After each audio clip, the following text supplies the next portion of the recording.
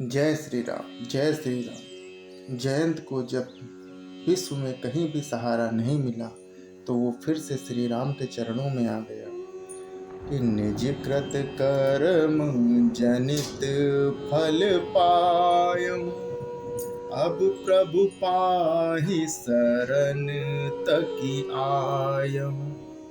सुनि कृपाल अति आरत बानी, एक नयन करी तजा भवानी। अपने किए हुए कर्म से उत्पन्न हुए फल मैंने पा लिए। अब हे प्रभु मेरी रक्षा कीजिए, मैं आपकी शरण तक कर आया हूँ।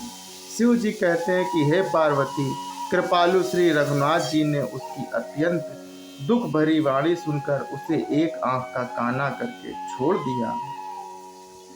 तीन मोह बस द्रोह, यद्यपि तेहि कर वध उचित, प्रभु छाड़े और छोह को, कृपाल रघुवर सम। उसने मोह बस द्रोह किया था, इसलिए यद्यपि उसका वध ही उचित था, पर प्रभु ने कृपा करके उसे छोड़ दिया। श्री राम जी के समान कृपालु और कौन होगा। रघुपति चित्रकूट बसी नाना, चरित किए श्रुति सुधा समाना। बहुरी राम अस मन अनुमाना, हुई है भीर सबहि मोहि जाना। चित्रकूट में बसकर श्री रघुनाथ जी ने बहुत से चरित्र किए जो कानों को अमृत के समान प्रिय हैं। फिर कुछ समय पश्चात श्री राम जी ने मन में ऐसा अनुमान किया कि मुझे सब लोग जान गए हैं, इससे यहाँ बड़ी भीड़ हो जाएगी। सकल मुनिन सन विदा कराई, सीता सहित चले दो भाई। अत्रि के आश्रम जब प्रभु गयो, सुनत महामुनि हर्षित भइयो। इसलिए सब मुनियों से विदा लेकर सीता जी सहित दोनों भाई चले। जब प्रभु अत्रि जी के आश्रम में गए तो उनका आगमन सुनते ही महामुनि हर्षित हो गए।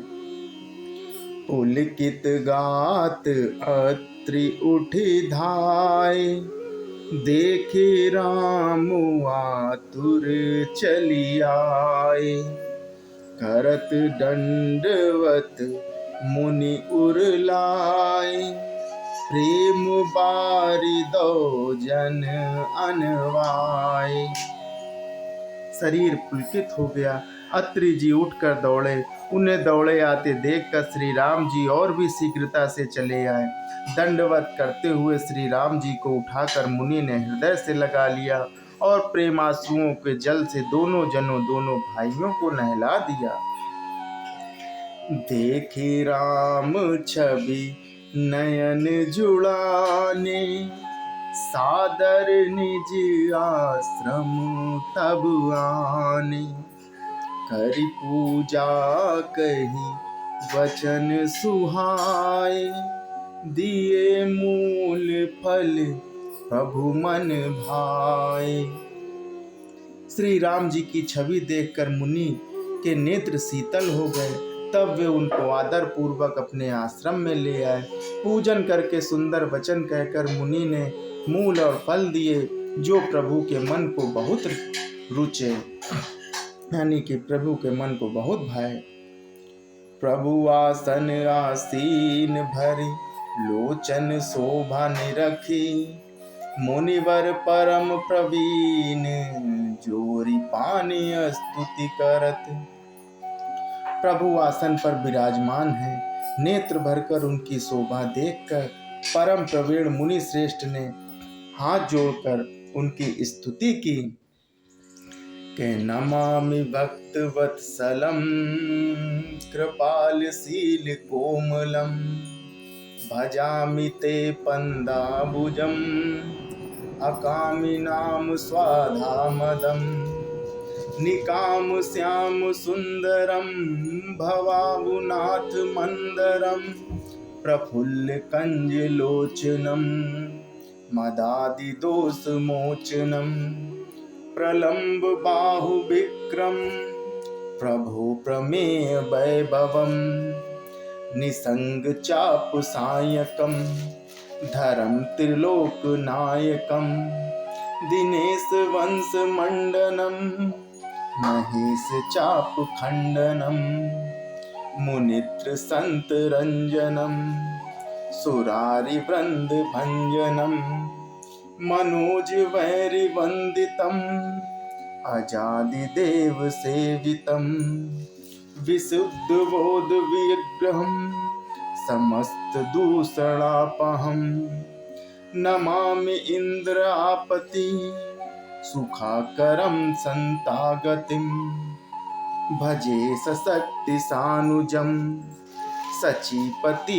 प्रियानुजम त्वदिंग्रम मूल्ये नरा भजन्ति हीन मत्सरा पतन्ति नो भयार्वै वितर्क वीचि संकुले विविक्तिवासिनः सदा भजन्ति मुक्तये मुदा निरस्य इन्द्रियादिकं प्रयान्ति ते गतं सुखं तमेकमुद्धृतं प्रभुं निरीहमीश्वरं विभुं जगद्गुरु च शाश्वतं तुरीयमेव केवलं भजामि भाववल्लभं कुयोगिना सुदुर्लभं स्वभक्तकल्पपदापं संपसुसेव्यनम् अनूपरूप भूपितं न तो हमें मुर्विजापतिं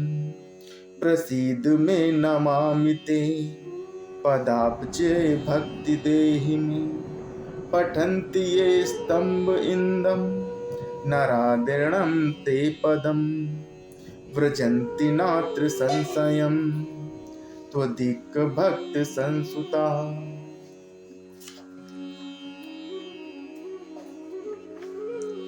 प्रभु आसन पर विराजमान हैं। नेत्र भरकर उनकी शोभा देखकर परम प्रवीण मुनि श्रेष्ठ हाथ जोड़कर स्तुति करने लगे और कहा कि हे भक्त वत्सल, हे कृपालु, हे कोमल स्वभाव वाले, मैं आपको नमस्कार करता हूँ।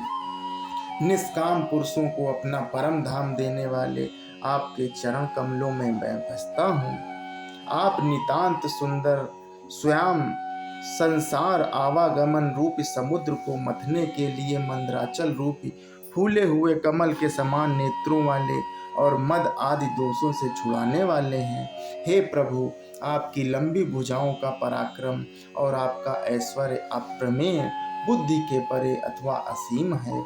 आप तरकस और धनुष बाण धारण करने वाले तीनों लोकों के स्वामी हैं।